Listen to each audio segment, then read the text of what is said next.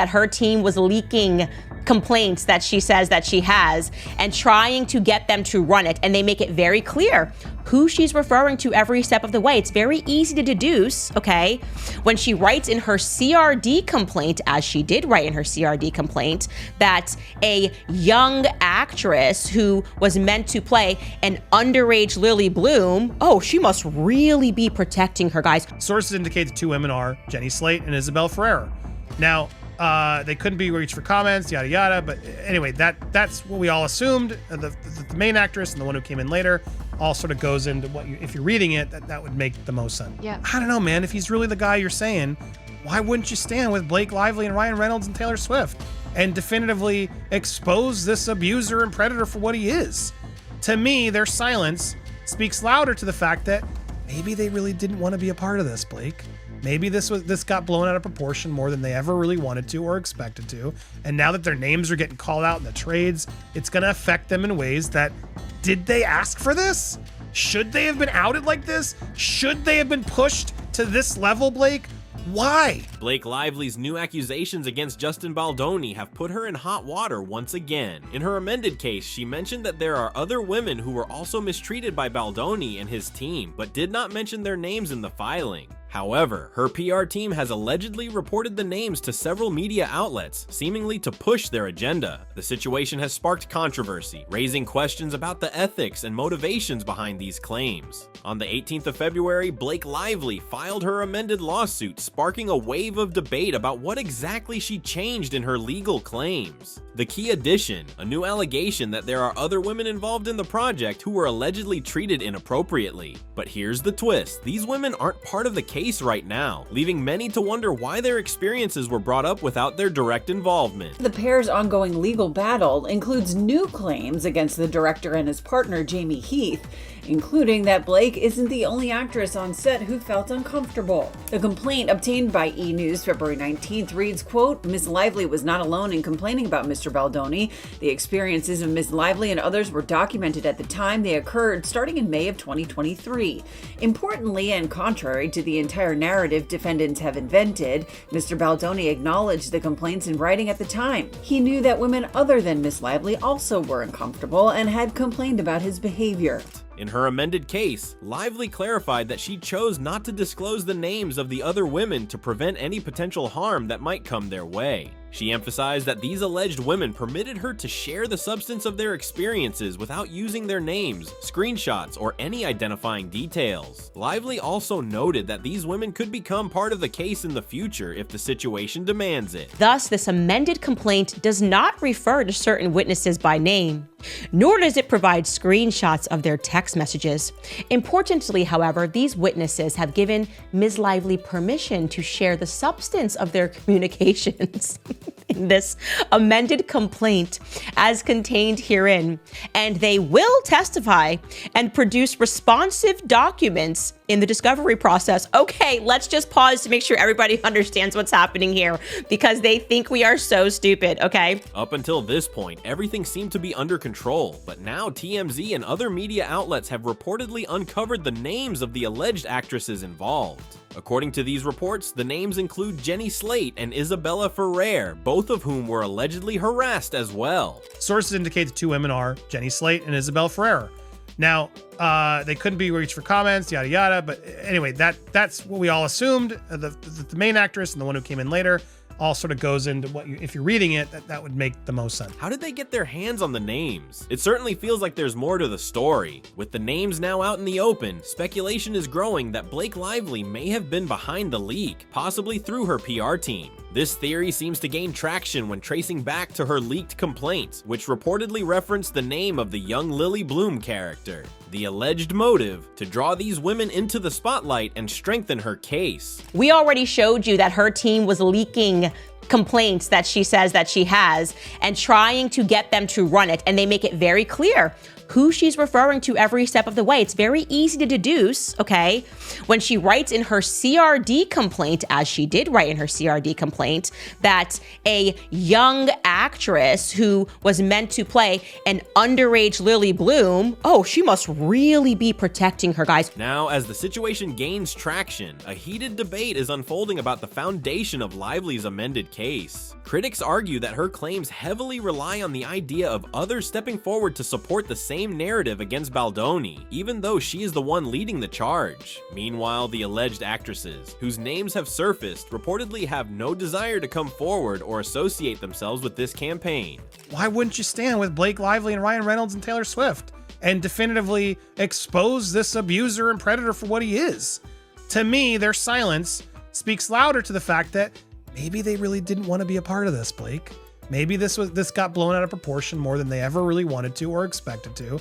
And now that their names are getting called out in the trades, it's going to affect them in ways that, did they ask for this? Amid all the controversy, another layer of speculation has emerged. The idea that Lively's amended case is designed to draw more stars into the drama. Many are now questioning whether this entire situation is being orchestrated not just by Blake Lively, but also with the involvement of her husband, Ryan Reynolds. The theory suggests that the couple may be strategically leveraging the case to amplify its impact, though no concrete evidence has been presented to support these claims. Candace didn't hold back in her criticism of Blake Lively, accusing her of orchestrating this entire act while publicly claiming to protect the privacy of the other stars involved. She argued that Lively has crafted the situation in such a way that these alleged co-stars would eventually be forced to come forward and join the case. According to Candace, this calculated move contradicts Lively's stated intentions of safeguarding their anonymity, raising questions about the true motives behind the amended lawsuit and the pressure it places on those who may not want to be part of the spotlight. The Be Betters, the Stephanie with the deets, all of the scoops we got was that you tried to force their hand behind the scenes to get involved in your dirty little campaign. They said no, and now you're trying to, well, put it in florals. Wear your florals. I'm gonna make it sound pretty. This is about protecting them until I have to freaking physically drag them to court via subpoena and show text messages. And in case you want me to also sum up why that point is absolute BS, it's because, which we'll get to later, we already showed you that her team was leaking. Candace took her criticism a step further, arguing that Blake Lively's entire case against Baldoni hinges on the fact that when she shared her alleged harassment and gruesome experiences with other female cast members, they responded with compassion, mentioning that they too had faced similar issues. Candace pointed out that this reaction is natural among women, as they tend to be highly empathetic and supportive in such situations. However, she cautioned that this very compassion can sometimes blur the lines between truth and exaggeration, suggesting that Lively may be interpreting their empathy as validation of her claims, even if the details aren't fully substantiated. Now learn that in October, you're trying to create evidence and trails, and I even texted this person and said that I felt this way, and she was empathetic, as women are. Women lie to each other all the time on the internet, everywhere in life, no matter what. We pretend like, oh, I totally understand. It's our natural, compassionate way. But we have to admit that a lot of times when we're being compassionate, we lie, okay? When if a woman has a bad breakout, we're always like, it doesn't look that bad. Even if it looks terrible, we say that because we want her to feel good, right? That's what we're in, it's our art form. We want somebody to feel good because they are our friend, okay? But please don't try to insert that as evidence. I said in October, after me and Ryan were already doing evil things and mocking things publicly, that I didn't feel good about going back to set, and that's evidence. Perez Hilton, on the other hand, weighed in on Lively's mention of other actresses in her complaint and the claims of a smear campaign against her and Ryan Reynolds. He pointed out that while Lively initially refrained from naming the actresses who allegedly shared their own issues with her, ostensibly to protect their privacy, she hasn't provided any concrete evidence or receipts to back up her claims of astroturfing or a coordinated smear campaign against her and Reynolds. Hilton questioned the inconsistency, asking why she's holding back on proof for one claim while pushing forward with others. Listen, I could understand her not wanting to name the other actresses and people that were alleged victims of his inappropriateness, but why not show us receipts of this alleged astroturfing? Maybe because it doesn't exist. Perez also highlighted that while Blake Lively's amended lawsuit claims there was a calculated plan by Baldoni and his team to target her and other female cast members to protect their image, she hasn't provided any solid evidence to back up these allegations. He argued that without concrete proof, the jury is unlikely to take these claims seriously, emphasizing that bold accusations require equally strong evidence to hold up in court. And a plan which, if you claim did happen, you are not providing examples. You are not providing proof. A jury ain't gonna buy this. Or am I wrong? If you were a juror, are you believing this? Andy Signor from Popcorn Planet also chimed in, questioning why the alleged co-stars who were reportedly harassed haven't come forward to support Lively's case or become co-defendants to expose Baldoni. Instead, they've remained silent, which he finds puzzling. Signor argued that if their experiences were as severe or obvious as suggested, it's unlikely they would choose to stay quiet, especially when given the opportunity to hold someone accountable. He insisted that their silence suggests there may not be as much substance to their claims as Lively's case implies, raising further doubts about the validity of the allegations. And stop forcing these women to have your back on this. They clearly don't want to. Is that mean of me to say, Kim? I'm not trying to negate it, but don't you think if this was important to them, they'd be the co-defendants, or they'd support her more, or they'd come out louder? I get it. They're terrified. It is hot out there. It's hard to come forward, but it must not be that worth it.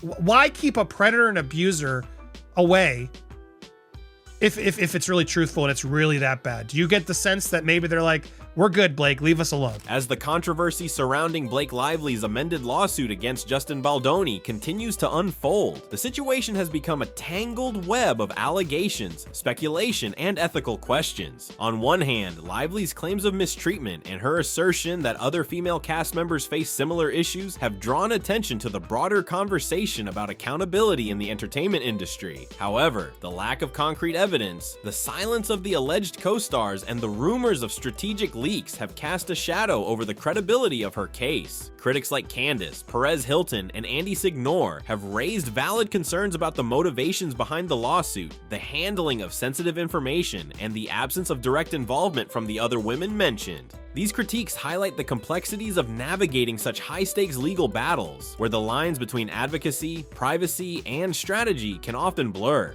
The involvement of media outlets like TMZ, which reportedly uncovered the names of the alleged actresses, has further complicated the narrative. If the leaks were indeed orchestrated by Lively's PR team, as some speculate, it raises serious ethical questions about the methods being used to advance her case. Additionally, the reluctance of the alleged co-stars to come forward suggests that their experiences may not align with the severity of Lively's claims, or that they simply wish to avoid the spotlight and potential backlash. This silence has become a focal point for skeptics, who argue that without their active participation, Lively's case lacks the collective weight it claims to carry. Ultimately, this case serves as a reminder of the challenges in addressing allegations of misconduct in the public eye. While it's crucial to support those who come forward with their experiences, it's equally important to ensure that claims are backed by evidence and that the privacy and autonomy of all parties involved are respected. As the legal proceedings continue, the court of public opinion will undoubtedly remain divided, but one thing is clear: the outcome of this case will have lasting implications for how such allegations are handled in the future.